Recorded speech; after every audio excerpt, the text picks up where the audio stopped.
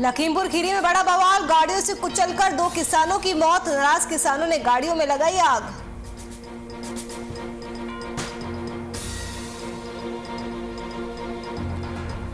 दिवंगत मनीष गुप्ता की पत्नी को दी गई सहायता राशि, सीएम योगी ने परिजनों को बांटा चेक, 40 लाख रुपए की गई मदद।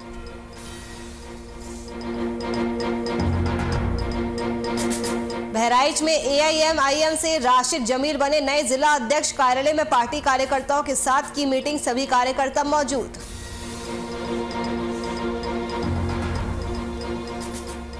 बहराइच में शांति समिति की बैठक का आयोजन, डीएम ने त्योहारों में कोरोना गाइडलाइंस का पालन करने की अपील, शांति कायम रखने की कही बात।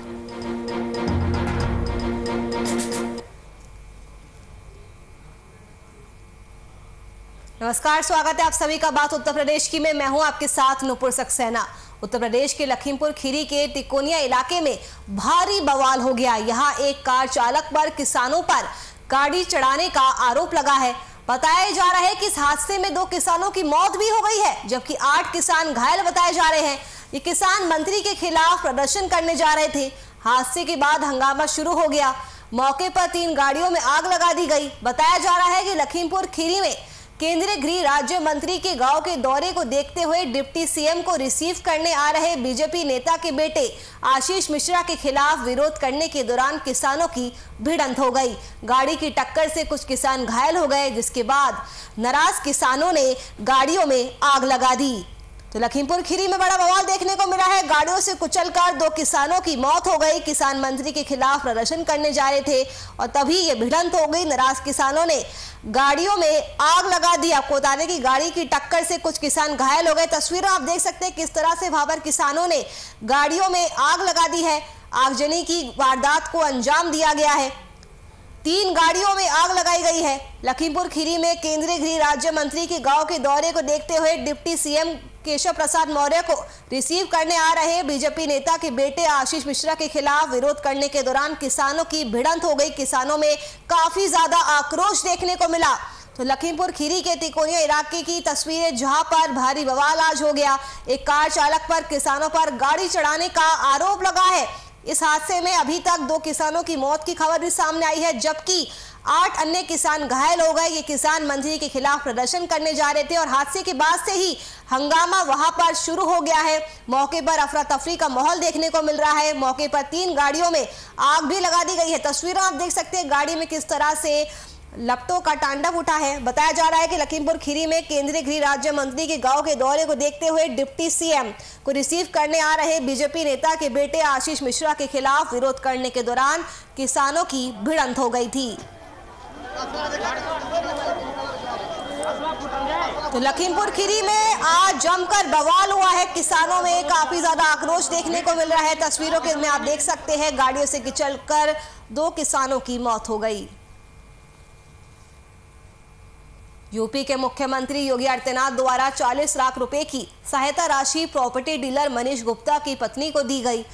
रात करीब 9 बजे विधायक सुरेंद्र मैथानी, पुलिस कमिश्नर असीम अरुण और जिला अधिकारी विशाख 40 लाख का चेक दिवंगत मनीष गुप्ता के आवास पर उनके परिजनों को देने के लिए पहुंचे। तो दिवंगत मनीष गुप्ता की पत्नी को सहायता राशियां दी गई है। परिजनों को चेक बांटा गया है। सीएम योगी की तरफ से 40 लाख रुपए की मदद की गई है।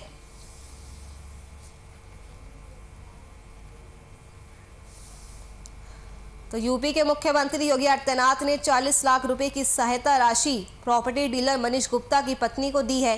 रात करीब 9 बजे विधायक सुरेंद्र मैथानी, पुलिस कमिश्नर असीम अरुण और जिला अधिकारी विशाख 40 लाख का चेक देने के लिए दिवंगत मनीष गुप्ता के घर पर पहुंचे। और इसके बाद आपको बता दें कि मनीष गुप्ता के पूरे मामले ने सूबे में राजनीतिक माहौल भी गर्म कर दिया था, जिसके बाद लगातार मांग की जा रही थी कि सरकार की तरफ से इनकी कुछ आर्थिक मदद भी की जाए, जिसके बाद यूपी के मुख्यमंत्री योगी आदित्यनाथ ने अब 40 लाख रुपए देकर मनीष गुप्ता की पत्नी की मदद की है।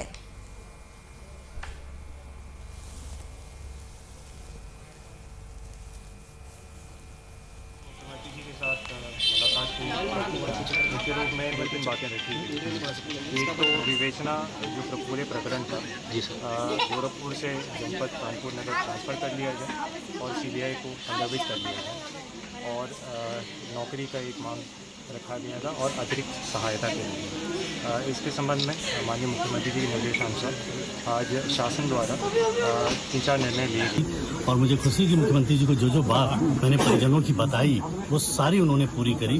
उसी क्रम में कल 10 लाख रुपए का चेक दिया था, आज 30 लाख रुपए का चेक दिया है और जो नौकरी है वो भी उसकी आदेश जारी हो गए हैं। CBI जांच के लिए भी हमारी प्रदेश सरकार ने माननीय मुख्यमंत्री जी ने युवा संतुति करके केंद्र को भेज दिया है और उसके अलावा जो जाँच की बात थी उसकी भी टीम पूरी इनकी बन गई है और टीम भी कल रवाना हो रही है। त्योहार यानी दुर्गा पूजा और दशहरा को ध्यान में रखते हुए बहराइच के नानपारा इलाके के राजा बाजार चौकी में शनिवार को जिला अधिकारी बहराइच दिनेश चंद्र और पुलिस अधीक्षक सुजाता सिंह की अध्यक्षता में शांति समिति पीस कमेटी की बैठक का आयोजन किया गया, जिसमें डीएम ने लोगों को आगामी त्योहारों को कोरोना गाइडलाइंस के तहत मनाने की सलाह दी। साथ ही उन्होंने कहा कि शासन से जो भी आदेश मिले हैं उसके अनुसार इस सभी आयोजक त्योहार को मनाएंगे और शांति व्यवस्था भी कायम रखेंगे। इस दौरान जिला अधिकारी दिनेश चंद्र, पुलिस अधीक्षक सुजाता सिंह कोतवाल के साथ कई अधिकारी भी मौजूद रहे। तो नानपारा इलाके में शांति समिति बैठक का आयोजन किया गया है। डीएम और एसपी की अध्यक्षता में ये बैठक संपन्न हुई है, जिसमें जिला अधिकारी ने लोगों को कोरोना गाइडलाइंस का पालन करने की सलाह दी है। तो आपको बता दें कि आने वाले त्योहारों को देखते हुए पुलिस प्रशासन भी काफ़ी ज़्यादा मुस्तैद नज़र आ रहा है। यही वजह है कि बहराइच के नानपारा इलाका के राजा बाजार चौकी में शनिवार को जिला अधिकारी बहराइच दिनेश चंद्र और पुलिस अधीक्षक बहराइच सुजाता सिंह की अध्यक्षता में शांति समिति पीस कमेटी का बैठक का आयोजन हुआ है, जिसमें जिला अधिकारी ने लोगों को आगामी पर्वों को कोरोना प्रोटोकॉल्स के तहत मनाने की सलाह दी है।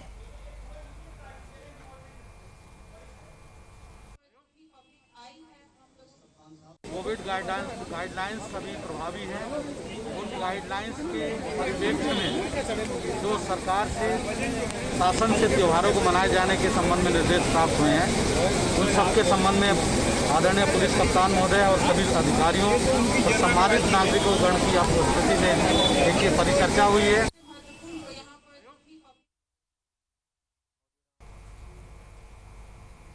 बहराइच में ऑल इंडिया मजलिस के नए जिला अध्यक्ष राशिद जमीन ने रविवार को बहराइच स्थित कार्यालय में पार्टी के कार्यकर्ताओं के साथ एक मीटिंग का आयोजन किया, जिसमें जिले के सभी विधानसभा के कार्यकर्ताओं ने पहुंचकर अपनी मौजूदगी दर्ज कराई।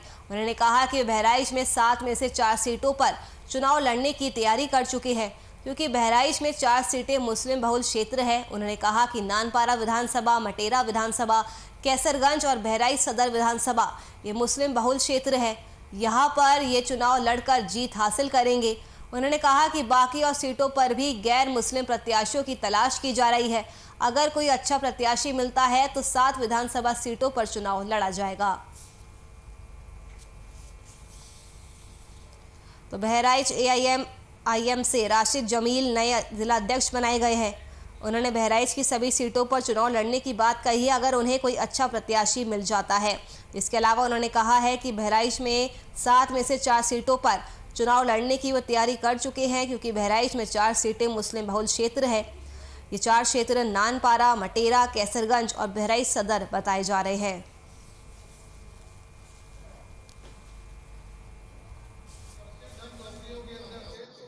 सबसे पहली प्राथमिकता हमारी है कि बहराइच के हर वार्ड के अंदर और ग्राम सभा के अंदर हमको प्राइवेट स्कूल खोलने हैं और उस स्कूल के अंदर जो गरीब बच्चे, चाहे वो हिंदू के हैं, मुसलमान के हैं, उन लोगों को फ्री तालीम दिलाई जाएगी और जो साहिब हैसियत है वो उसके अंदर अपना वो पैसे दे के तालीम हासिल। हाथरस में अजीतपुर में एक व्यक्ति द्वारा लगातार ग्रामीणों के साथ की जा रही झूठी शिकायतों और मारपीट से दुखी दर्जनों महिला पुरुषों ने थाने का घेराव किया। बता दें कि हाथरस जिले के गांव अजीतपुर में नरेंद्र कुमार नाम का व्यक्ति रहता है। ग्रामीणों का आरोप है कि इसके द्वारा पिछले कुछ महीने से गांव की महिला पुरुषों पर दबंगई दिखाई जा रही है। आए दिन उनके साथ मारपीट होती है, अभद्रता की जाती है और उनकी झूठी शिकायत थाना पुलिस और उच्च अधिकारियों को रजिस्ट्री के माध्यम से की जा रही है। इस व्यक्ति से पूरे गांव के लोग दुखी और पीड़ित हैं। शिकायत करने के बाद भी पुलिस उनकी सुनवाई नहीं कर रही है। आज भी व्यक्ति नरेंद्र कुमार के द्वारा गांव की महिला और उसके बेटे से मारपीट कर दी गई। वहीं दर्जनों महिला पुरुष सुबह से ही उसके खिलाफ कार्रवाई की मांग को लेकर थाने पर बैठ गए हैं और तहरीर दे दी गई है।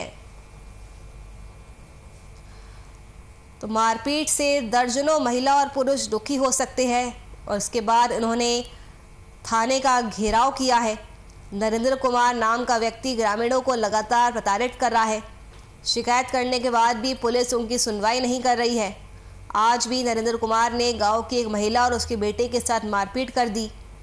तो वही अब दर्जनों की संख्या में महिला पुरुष सुबह से ही उसके खिलाफ कार्रवाई की मांग को लेकर थाने पर बैठ गए हैं और तहरीर भी दे चुके हैं। तो हाथरस का पूरा मामला है, जहां पर एक व्यक्ति की दबंगई की वजह से ग्रामीण परेशान है। ग्रामीणों के साथ की जा रही झूठी शिकायतों और मारपीट से महिला और पुरुष दोनों ही दुखी हो चुके हैं और दुखी होकर इन्होंने थाने का घेराव किया है। आपको बता दें कि ग्रामीणों का आरोप है कि नरेंद्र कुमार नाम के व्यक्ति के द्वारा पिछले कुछ महीनों से गांव के महिला और पुरुषों पर दबंगई दिखाई जा रही है। आए दिन उनके साथ मारपीट की जाती है, अभद्रता की जाती है और उनकी झूठी शिकायत थाना पुलिस और उच्च अधिकारियों को रजिस्ट्री के माध्यम से की जा रही है और इस व्यक्ति की वजह से पूरे गांव के लोग दुखी और परेशान हैं।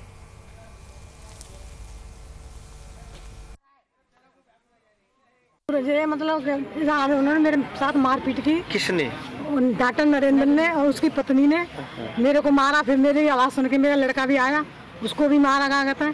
उसके हाथ में बच्ची थी, उसको भी धक्का दिया। उस लड़की को ये वाली मेरे हाथ में थी। 4 महीने से वो झूठी साची कंप्लेंट सबके गांव के आदमियों के नाम लिखवा के डाल रहा है। जो बच्चे यहाँ रह रहे हैं वो भी 10 साल से बाहर हैं, वो भी कभी गली में नहीं जाते हैं, कोई नहीं जाता। बुढ़ा है वो भी, उसकी औरत के साथ बलात्कार करता है।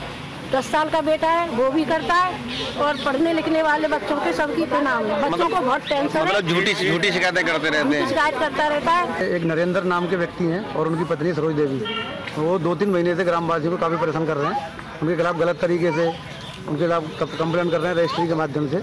और आज उन्होंने 2-3 महिलाओं के साथ अवैध मारपीट की है। उसके प्रकरण को लेकर हम थाने भी आए थे, लेकिन हमारे यहाँ पर कोई सुनवाई नहीं हो रही।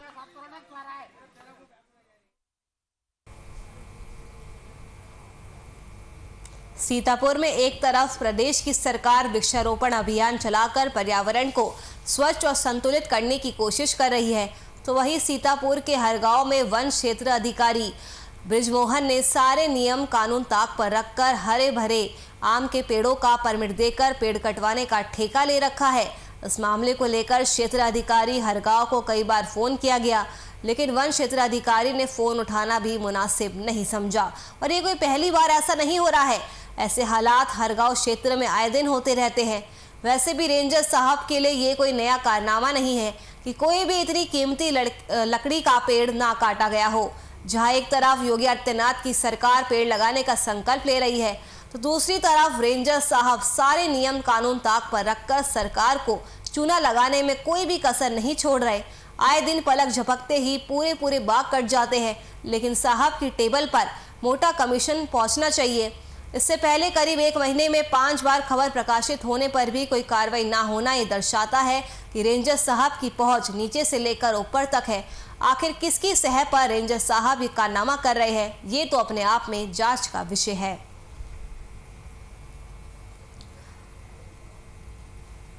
तो तस्वीरों में आप देख सकते हैं पेड़ों का परमिट देकर पेड़ कटवाने का ठेका लिया गया है। हरे भरे पेड़ों को काटा जा रहा है। आम, नीम, शीशम, सागौन के पेड़ कुछ घंटों में ही ये बाग पल भर में पूरा साफ कर दिया जाता है। इस मामले को लेकर क्षेत्र अधिकारी हर गांव को लेकर कई बार फोन किया गया है, लेकिन वन क्षेत्र अधिकारी ने फोन उठाना भी मुनासिब नहीं समझा है। लेकिन ऐसा कुछ पहली बार नहीं हो रहा है, ये हमेशा से ही ऐसा ही होता आया है। तो एक तरफ जहां योगी आदित्यनाथ की सरकार पेड़ लगाने का संकल्प ले रही है, तो वहीं दूसरी तरफ रेंजर साहब सारे नियमों को ताक पर रखकर सरकार को चूना लगाने में कोई भी कसर नहीं छोड़ रहे हैं।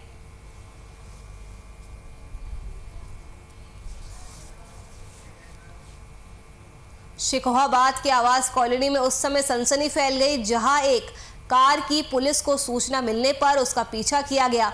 वहीं पीछा करते हुए कार को आवास विकास कॉलोनी से पकड़ लिया गया, लेकिन बदमाश फरार हो गए। बता दें कि संदिग्ध कार तेज रफ्तार से सूकाबाद की ओर जा रही थी, जिसके पीछे का बम्पर टूटा हुआ था।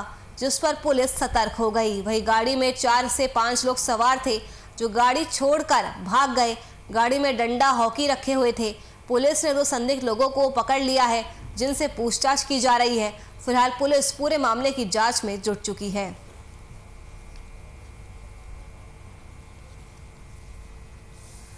तो शिकोहाबाद की खबर, जहां पर आवास कॉलोनी में उस समय सनसनी फैल गई जब एक कार की पुलिस को सूचना मिली। उसका पीछा किया गया और पीछा करते हुए कार को आवास विकास कॉलोनी से पकड़ लिया गया, लेकिन बदमाश फरार हो गए। आपको बता दें कि संदिग्ध कार तेज रफ्तार से सुकाबाद की ओर जा रही थी, जिसके पीछे का बम्पर टूटा हुआ था, जिसके बाद पुलिस अलर्ट हो गई। गाड़ी में बताया जा रहा है कि 4 से 5 लोग सवार थे जो गाड़ी छोड़कर मौके से भाग गए। इसके अलावा गाड़ी में डंडा और हॉकी भी रखा हुआ था। पुलिस ने 2 संदिग्धों को पकड़ लिया है और आगे की जांच पड़ताल शुरू कर दी गई है।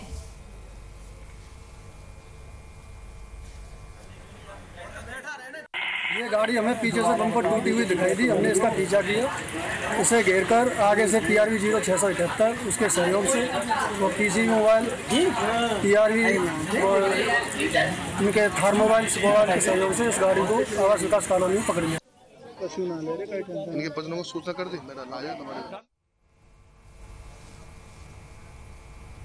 हरगांव क्षेत्र के तहत ग्राम सभा झरिया में जहां बीती रात किशन कुमार के घर पर 3 दिन से ईंट पत्थर फेंके जा रहे हैं, जिससे घर की महिला भी चोटिल हो गई और आंगन में पड़ी सीमेंट की चादर टूट गई। तो वही सूचना मिलने पर पुलिस मौके पर पहुंची। पुलिस ने मौके से 2 आरोपियों को ईंट पत्थर के साथ गिरफ्तार कर लिया है, मगर अभी तक कोई भी कार्रवाई नहीं की गई है।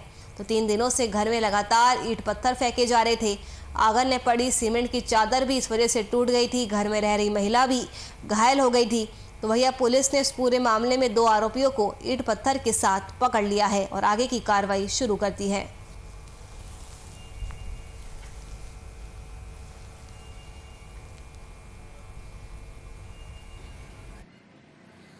जी सर, हमारे घर में 6 दिन से पत्थर बहुत बड़े बड़े चल रहे हैं सर। किस बात को लेकर के? सर कोई झगड़ा नहीं है हमारा गांव में किसी से, कोई किसी प्रकार का।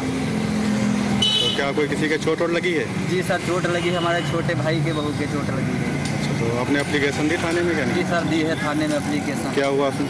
सर पहली बार दिया था तो उसमें से कुछ नहीं हुआ था। दूसरी बार में जिस दिन 6ठे दिन जब चला है तो हमने 100 नंबर लगाया। 100 नंबर वाले वहाँ पर मौजूद थे सर, और इतने रोड़े पत्थर चल रहे थे। गांव के प्रधान भी मौजूद थे, सैकड़ों आदमी गांव के मौजूद थे, वो भी भागने लगे सर, इतना पत्थर आ रहा था। यूपी में योगी सरकार ने बेहतर कानून व्यवस्था और महिला सुरक्षा के बड़े बड़े दावे किए, पर उन दावों की पोल खुद पुलिस के ढीले रवैये के चलते दिखाई दे रही है। और यही वजह है कि युवती के साथ छेड़छाड़ और परिवार को दबंग जान से मारने की धमकी दे रहा है। युवती का पूरा परिवार दबंग के इस खौफ से गांव से पलायन भी कर चुका है और पुलिस सिर्फ खानापूर्ति कर रही है। ये पूरा मामला कानपुर के वैना गांव का है, जहां आरोप है कि गांव का दबंग रामू मिश्रा गांव की युवती के साथ कोचिंग जाते समय रास्ते में छेड़छाड़ करता है और विरोध करने पर पूरे परिवार को जान से मारने की धमकी देता है। वहीं परिजनों ने इसकी शिकायत भी राजपुर थाने से लेकर जिले के SP से की, पर अभी तक कोई भी कार्रवाई नहीं हुई। वहीं परिजनों ने इसका विरोध किया तो दबंग ने अपने साथियों के साथ उनसे मारपीट की और ये कहते हुए धमकी दी कि गोली मारकर विकास दुबे बन जाऊंगा। युवती का पूरा परिवार इसकी धमकी से डरा हुआ है और वो गांव छोड़कर दूसरे गांव में रहने को मजबूर है। पुलिस द्वारा जब उनकी कोई सुनवाई नहीं हुई तो पीड़ित परिजन ने अपने पूरी पीड़ा घर के दरवाजे पर लिखकर गांव को छोड़कर वो चले गए। घर में सिर्फ एक बुजुर्ग ही रह रही है जो घर को देख रही है। बताया गया है कि रामू मिश्रा दबंग किस्म का है, उस पर कई मुकदमे पहले से दर्ज है। वही पीड़ित राजपुर थाने से लेकर पुलिस अधीक्षक को प्रार्थना पत्र दे चुका है, पर अभी तक कोई भी सुनवाई नहीं हुई है।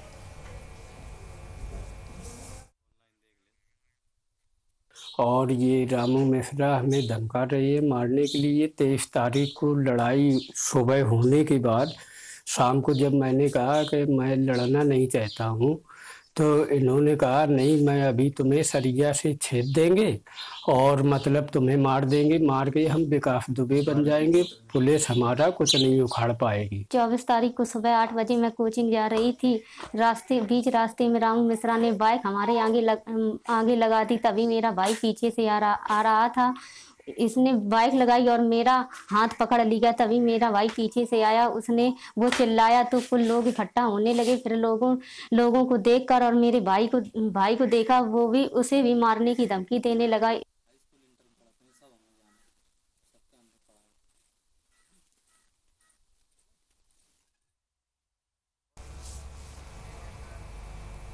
अगली खबर सिद्धार्थनगर से है, जहां आज यूपी के मुख्यमंत्री योगी आदित्यनाथ पहुंचे।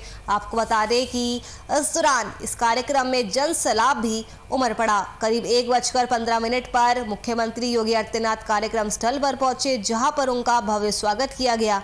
इस मौके पर मंत्री सतीश चंद्र द्विवेदी, सांसद जगदम्बिका पाल सहित भारी संख्या में अन्य लोग भी मौजूद रहे। मुख्यमंत्री योगी आदित्यनाथ ने कहा कि डुमरियागंज में 1858 में देश को आज़ाद कराने में सैकड़ों लोगों ने अपने बलिदान की आहुति दी थी। अंग्रेजों द्वारा उस समय 80 स्वतंत्रता सेनानियों को गोली मारी गई थी, जिनके बलिदान को पूर्व की सरकारों ने अनदेखा किया। लेकिन बीजेपी सरकार शहीदों के बलिदान को भूलने नहीं देगी। हर साल अब डुमरियागंज में अमृत महोत्सव के नाम से शहीदों को याद किया जाएगा। डुमरियागंज में हो रहे प्रेस भवन के निर्माण को लेकर पत्रकारों को सहयोग करने वाले लोगों को धन्यवाद दिया और प्रेस भवन बनाने में प्रशासन द्वारा सहयोग किए जाने की बात भी कही।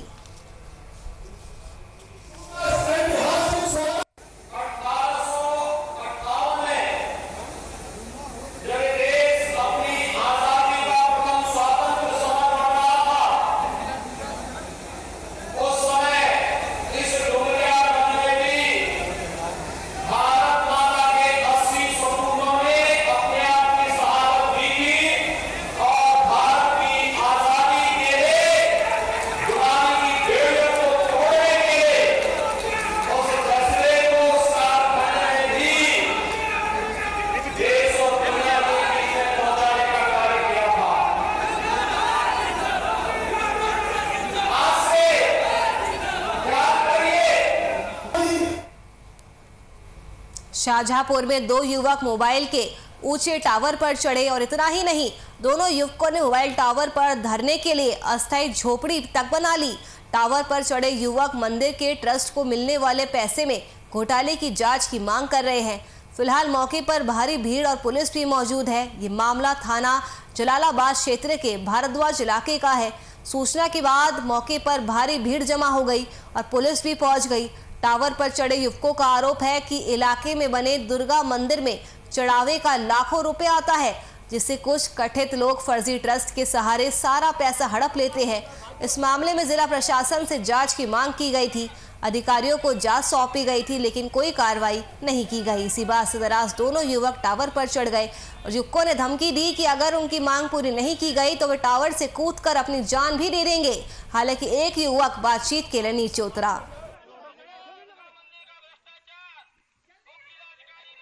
टावर पे मंदिर के लिए चढ़े थे। क्या बात है? मंदिर का जो पैसा इन लोगों ने खाया है। किसने खाया है? जिसकी मृत्यु हो चुकी उसका भी पैसा लोग खा रहे हैं जब से।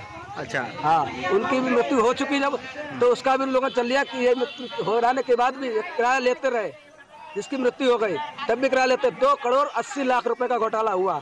तो बैंक में केवल 20,000 रुपए 10,000 रुपए जमा है, जिससे कोई जमा नहीं पैसा।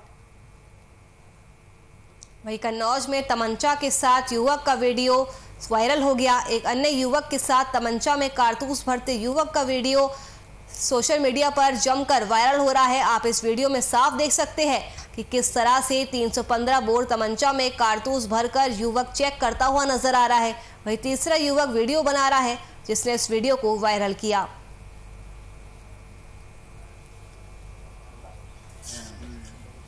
तो तमंचे के साथ युवक का वीडियो वायरल हो रहा है। महात्मा गांधी और लाल बहादुर शास्त्री की जयंती पर जहां एक और पूरे देश में एकजुट रहकर जाति भेद को त्याग कर देश की सेवा करने का संकल्प लिया, तो वहीं दूसरी तरफ गांव लोहारी भूड़ स्थित धनवती देवी इंटर कॉलेज में 2 अक्टूबर यानी गांधी जयंती को कॉलेज में आयोजित कार्यक्रम में अनुसूचित जाति के छात्र छात्राओं को जमकर बेइज्जत किया गया। आरोप है कि एक छात्रा ने बाबा साहब के जीवन पर आधारित कविता पेश की, तो उसे कॉलेज के शिक्षकों ने जाति सूचक शब्दों से संबोधित करते हुए जमकर फटकार लगाई, जिस पर छात्रा वहां पर रोने लगी। कार्यक्रम स्थल पर मौजूद छात्र छात्राओं ने शिक्षकों पर गंभीर आरोप लगाते हुए प्रदर्शन भी किया। धनवती इंटर कॉलेज लुहारी भूल अगर स्कूल चला रहे हैं तो उन्होंने आरक्षण के ऊपर क्या कर रखा है? कोई आरक्षण के बारे में उन्हें बच्चों के साथ भेदभाव किया जा रहा। पहली बात तो उनका ये है कि जब वो आरक्षण दे नहीं रहे, अभी तक जो फीस हम दे रहे हैं वही जनरल कास्ट के बच्चे देने, तो इस तरीके का टॉपिक आना ही नहीं चाहिए था। तो इनके साथ जातिवाचक शब्दों का प्रयोग कहा गया, जिसमें इन बच्चों को नीच कहा गया, भिखारी, कमीन, चमार आदि शब्द यूज किए गए। तो क्या हमारी जगह यहीं तक है? जो ये एक जनरल कास्ट के लोगों का स्कूल है, इसमें जो टीचर हैं वो भी टोटल जनरल हैं। क्या हमें अभी भी अधिकार नहीं मिले हुए? इतना सब कुछ करने के बाद अभी भी एससी वालों को अधिकार नहीं दिया गया, ताकि हम शिक्षा का अधिकार, ताकि हम पढ़ सकें और आगे बढ़ सकें। क्या हम यहीं तक हैं? एससी वाले बच्चे यहीं तक हैं? हमारा फ्यूचर नहीं है क्या? हमारा मन नहीं है कि जब जनरल कास्ट के बच्चे आगे बढ़ सकते हैं, एससी कास्ट वाले बच्चे आगे बढ़ सकते हैं? चलिए, फिलहाल के लिए इस बुलेटिन में मेरे साथ बस इतना ही। देश और दुनिया की तमाम खबरों के लिए आप बने रहिए हमारे साथ। नमस्कार।